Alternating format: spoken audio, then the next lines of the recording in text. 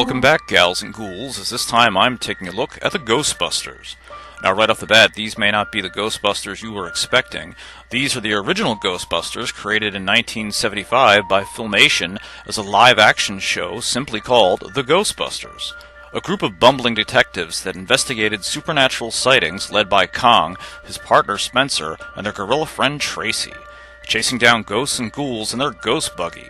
The show aired on CBS for 15 episodes, and then after was completely forgotten about until the 1984 release of the Columbia Pictures Ghostbusters film, which paid Filmation for the rights to use the Ghostbusters name in their movie. We're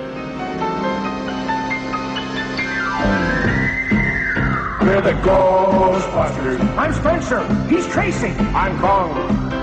We're the Ghostbusters. We're clever, courageous, and strong. Your street has been haunted with whispers and rattlings. Your blood has been curdled. Then, in September of 1986, the Ghostbusters were back, except this time as an animated cartoon. And the two main Ghostbusters, Jake and Eddie, are the sons of Kong and Spencer, who now went on different ghostbusting adventures with Tracy and the Ghost Buggy Jr., set up at their Ghost Command headquarters and outfitted to take on Prime Evil and his hordes of evil minions looking to exact his revenge on the Ghostbusters who imprisoned him all those years ago. Let's go, Ghostbusters!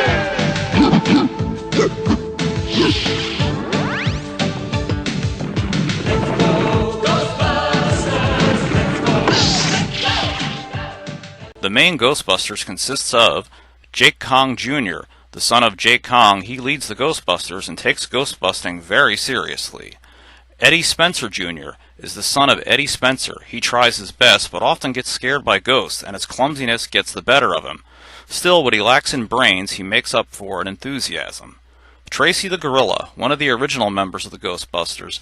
Tracy is just as smart as he is strong, and is always inventing new ghostbusting equipment for the team. Ghost Command is the trio's headquarters in New York City in a real haunted mansion. Ansobone is the Ghostbusters' skull telephone. Whenever there's a need for the Ghostbusters' help, this sarcastic skull is on the job. And of course, the Ghost Buggy, now called Ghost Buggy Jr., as he is outfitted with all types of new gadgets and tricks to bust ghosts like turning into a plane and even time travel. And of course, we can't have the good guys without the bad guys. Prime Evil, an evil wizard, wants revenge on the Ghostbusters for trapping him for 100 years. He traveled back to the 1980s to find the Ghostbusters and can summon hordes of ghosts using his evil organ. Brat-a-Rat, Prime Evil's right-hand minion and underhanded sneaky servant, is loyal to Prime Evil by tricking his own teammates and gathering information. Scared Stiff, an easily scared robotic skeleton. He tends to fall to pieces, either quite often, when he's not frightened. He's a scientific and technological genius. Fangster, a terrifying werewolf brute from the future. The Haunter, a ghastly safari hunter. He can use his monocle to make people mean and turn them against each other. Mysteria, she is extremely vain and has the power over mist in order to turn herself invisible. And Captain Long John Scarecrow, a ghostly pirate with a metal hook and peg leg who enjoys making his enemies walk the plank. The cartoon did exceptionally well, even though only airing for one season in 1986. The episodes were released to VHS the following year, and even a short-lived comic book series was released as well by First Comics, and an action figure line produced by Schaber Toys was released as well. Ghostbuster toys, so much fun, it's spooky. Play Ghostbusters. Let's go! With your own play figures. Come on there, Ghost to bust! Jake has a magic backpack and ghost gun. Prime Evil has a real cape. Look out, humans! Pull yourself together, you rusty wreck! That's spooky! Ghostbuster figures from Shopper. So much fun, it's spooky. Unfortunately, the cartoon did a little too well and created quite a bit of confusion with the Ghostbusters cartoon, also released in 1986, 5 days earlier, which had to rename itself to The Real Ghostbusters in order to avoid confusion, even though Filmation's Ghostbusters were technically the real Ghostbusters by a span of almost 9 years. Columbia Pictures Ghostbusters would eventually win the day, however, with Filmation's team of wacky ghostbusting antics and plot never quite seeming to catch on. It is still fondly remembered by many fans today, still chanting the "Let's go Ghostbusters" catchphrase. Mwahaha! Well, gals and ghouls, let's take a look at some of the spooktacular Filmation's Ghostbusters merchandise that I have in my collection. And as you can see, I have quite a spooky assortment to take a look at. So, concerning the Filmation's Ghostbusters series, I gotta say, this is one of my favorite shows growing up. It didn't really stick with me too much over the years, kind of like how, like the Columbia Ghostbusters, you know, like the Ecto-1, you know, Egon and all that. But this always has a very special place in my memories and like nostalgia, because it's just such a wacky, goofy cartoon. And I remember being like really, really little and like watching this on TV, and I loved that goofy ghost buggy and just like all the crazy antics. And I really consider these two totally separate things, and I kind of hate that it has to be called Filmation's Ghostbusters, because I really just like the fact that it's called like Ghostbusters or The Ghostbusters, and I almost think it's more appropriate for this than the Ghostbusters series that we know, because even though that cartoon was great, The Real Ghostbusters, that was a really fun, awesome cartoon, and also one of my favorites, these are just two totally separate universes in my opinion. And not just because it was a live-action series first, but just this is a totally different art style, totally different concept, totally different plot. So for me, I always look at it as like The Real Ghostbusters as being like Columbia Ghostbusters, and then just Ghostbusters as being Filmation's Ghostbusters. But I don't like having to say Filmation. It feels like you're taking a step down, like, oh yeah, this isn't, you know, the good Ghostbusters, it's just film. And like, I hate that it has that stigma to it, because I think that a lot of people aren't as familiar with the series as a result of that, and it just takes something away from the franchise. So, I mean, even though you know, of course, I'm going to call it Filmation's Ghostbusters, I never like that little tagline on it. But anyway, all that nonsense aside, let's take a look at some of the spooky stuff that I've got in my collection. So one of my favorite things that I found quite a few years ago, which I didn't even know existed, is this really awesome Filmation Ghostbusters comic book made by First Comics, which is a small independent comic publishing group, I believe from Canada. And just some really cool imagery on the front, really nice coloration. You got this crazy dinosaur being brought back to life from, you know, primeval, causing shenanigans and stuff. And you got all these interesting little puzzles and stuff. You got Scared Stiff doing a connect the dots. And, you know, it's pretty well illustrated and pretty well drawn. Plot's a little silly. I like the banner they do up at the top with the Filmation's Ghostbusters on each page. There we go. We got the title page and the Belfry, the little bat. So if you guys are wondering if there's like, you know, characters that I left out, I was really just focusing on the main stock cast of the Ghostbusters, because there's so many other characters. I did not have the time to go into every single character, you know, that made an appearance. And you know, Belfry's one of those annoying little sidekick characters that I think, you know, detracts from the show and really isn't worth mentioning. I'll give Snarf a pass, because everybody always, you know, rats on Snarf from Thundercats as being one of the worst sidekick, you know, characters from a show. But every show back then had some type of sidekick character, and I think that aside from very, very few, it usually didn't help the series or franchises at all. Let's see, there was another cool little, oh, here we go. You got a little puzzle or a picture you can draw and fill in yourself with Tracy and Eddie. And they're like, hey, we're lazy. We didn't feel like actually coming up with an idea, so you just do it yourself and just fill it all in. The only thing I don't think that there's a fan mail page, which, man, that would have been super cool. Telling you where to buy more First Comics at, and then it shows this is what, like, the Connect the Dots is supposed to look like. Other advertisement on the back, but really, really super cool. That's awesome. Just, I love that front page. Man, that looks so good. And just the fact that, you it's just such a rarity that exists. It's really cool. And speaking of rarities, man, I have a second one of these somewhere. But this I got years ago, and I believe that this probably is from, excuse me, probably from a convention. This is a lenticular button, as you can see, with the ghost buggy face changing on the front. And when you tilt it down, it's hard to see. It says, "Let's go Ghostbusters." And then it says, Filmation Group with Productions and Tribune Broadcasting. So this was probably done at like maybe, like New York Comic-Con or something, back in the 80s to promote their series, or probably like New York Toy Fair, to be honest. And, these were probably given out, like, to hype up their upcoming cartoon series, so this might have been like Toy Fair of 85, I'd guess, probably preparing for it, or, at the earliest, maybe like summer of 86, so I've never seen anything anywhere like this, and that's just really, really neat. And honestly, one of my favorite things in my entire collection. Yeah, this is 1986, so this is probably from a Toy Fair from 1986, like promotional stuff. Maybe they gave to like vendors, or like, Toys R Us reps, or, KB, Lionel, different things like that, I'm sure.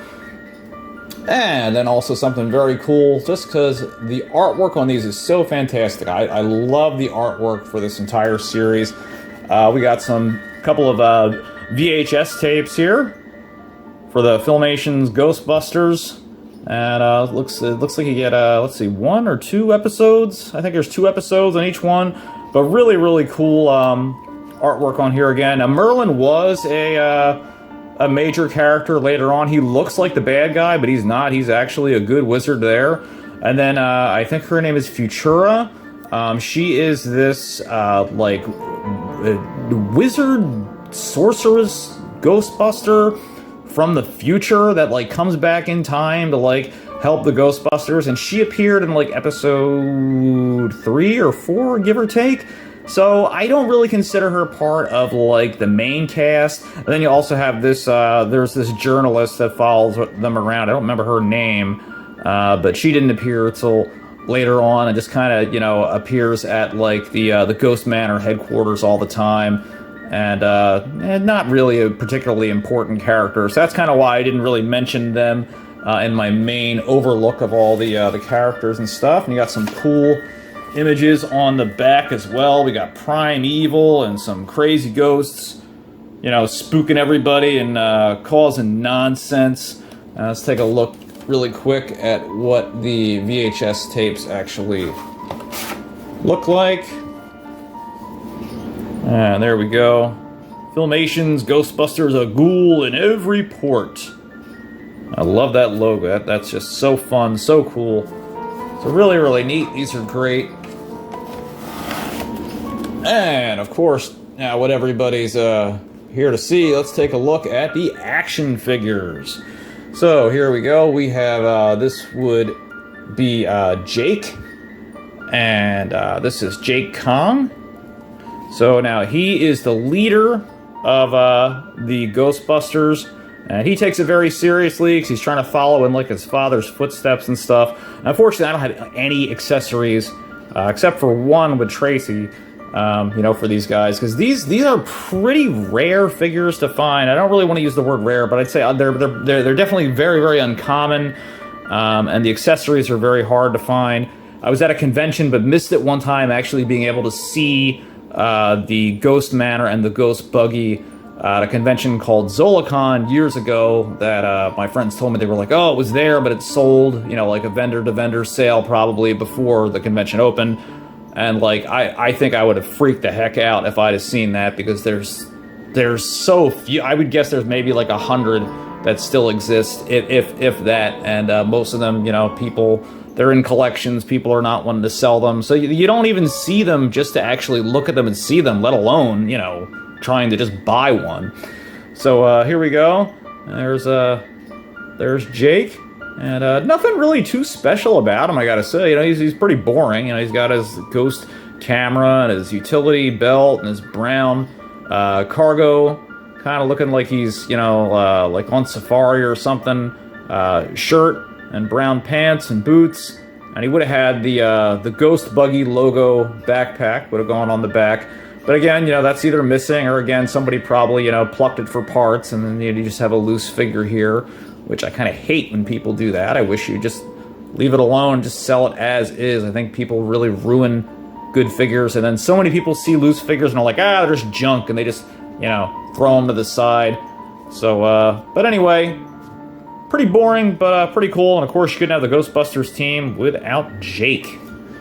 And then, probably, I'd say my second favorite out of the team, we got the big goofball, Eddie Spencer.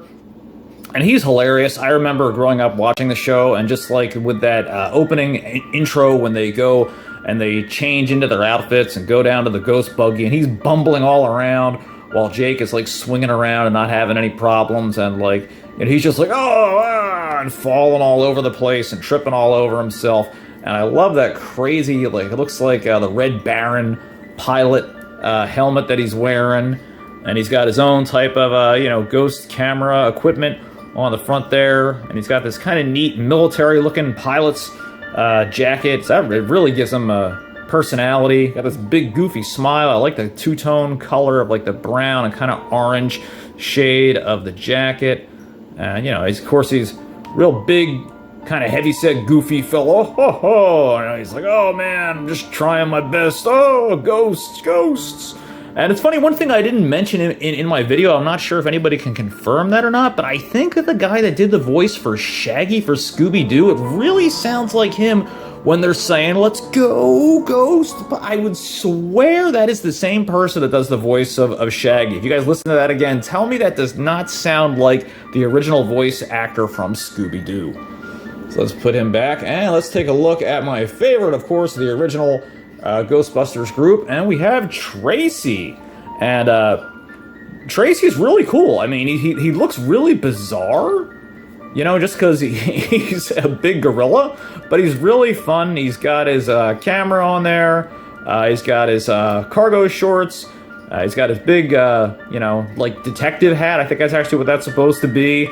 And it's really neat because even though he speaks in, like, you know, his own, like, language, like gorilla, you know, talk, hoo-hoo, ah-ha-ha, like, he's actually really, really smart, and they have translations for everything that he says, and he has this backpack, and this is what he usually brings, like, a lot of different equipment, and he has, like, something for every situation, and you would have seen, like, different, like, pieces of his equipment would have gone in there. So that's the only accessory for these, you know, for this that I have at all, is his little backpack, which is, of course, missing everything else. But yeah, that's so, you know, neat. He's one of the original founding members, and, you know, he has a super high IQ and invents all this stuff that they use when they go on their ghost busting mission. So that's really cool. Like, that's an interesting spin where he could have just been a goofy side character, and he kind of is. But, you know, you look into his backstory, the fact that he's an inventor and a genius, I mean, that's really neat. That's really cool. So we'll put him back there. And now let's take a look at Primeval. And he was hilarious. I remember watching the cartoon back in the day, and just like that voice, you know, that he has, and like how he's always, you know, hitting Scared Stiff and all his other minions, you know, made him really wacky. And he has that crazy organ. And I really like his face, because you don't know what he is. He kind of looks like a zombie or a skeleton, because he's like half robot, like just half like otherworldly demon sorcerer. And he's missing the cape, of course, but you can see all the rest of his outfit there. The red, the metal armor. He's got, you know, the metal gauntlets on his hands. The rest of his cape that goes down around and onto the back. And it kind of looks like flames and fire, too, which is really, really neat. And I love the two-tone face with the blue and the metal jaw and the eyes. Looks really good with the green skin. You know, almost zero articulation here. You got like 4 points. Just got to look at the waist, the arms, which is very fluid at the waist, and then the head. But I think it's more than makes up for it with that fantastic art style and just how great he looks. Just a really cool looking villain. And definitely an overlooked villain when you look at, you know, just like nostalgic series from the 80s. Like, not many people remember Primeval, I probably gotta say. And then we have, this guy is the Haunter, or hunter, because he's supposed to be like an old British safari hunter, and he's out, hunting like good people and like their souls and causing trouble and stuff like that. And I don't know if he would have came with a monocle. If he did, he's definitely missing it. But he's a goofy looking fellow. Honestly, I sometimes confuse with the real Ghostbusters figures, because he looks like he would fit right in that universe. And you gotta love that crazy mustache. He's got this purple skin, which is really weird, with the orange hair, the funny safari hat, and he's got his little turtleneck all pulled up and proper, all British and stuff like that. And he's got his two-tone camouflage safari gear with the shorts and the socks and the brown boots. And just looks very, very silly. Oh, that's some marker there. I guess that has been there for a long time. Didn't know that was there. And just a really goofy-looking Spectre, a really goofy-looking villain. And definitely fun, very original, and pretty neat. And last but certainly not least, this is another one that I tend to confuse. Sometimes I'll see him and think it's like Ninja Turtles, or even, again, real Ghostbusters, because he's about the same height and looks very similar. And this is Fangster. So he's like a werewolf from the future, and he's like supposed to be really into sports and stuff, because he has like these high tops. So I guess he works out and runs track or whatever. He's just really into sports. And he's not very menacing looking, I gotta say. With the face, he's almost smiling. And the color is kind of interesting. It's like a reddish brown, and he's got a lot of different colors going on, with the green and like another shade of green here for his shirt, for his uniform. Then like kind of like a teal and aquamarine rest of the coloration. He's got some really good claws here on his hands and everything. Some really nice fangs, good detail. The ears look good, and pretty basic, but really a good-looking, menacing villain that would just be, a brute in Primeval's army, trying to get his revenge on the Ghostbusters. Pretty neat. Well, alright, gals and ghouls, hope you enjoyed this spooktacular look at Filmation's Ghostbusters. I think it's a really cool and underrated series, and make sure to stay tuned to Halloween, because the month isn't over yet, so I'll see you next time. Hey guys, if you liked the video that you just watched, don't forget to hit that subscribe button down below, and you can follow me at Facebook at King of Retro, or Twitter at #8ByteBrian. See you next time.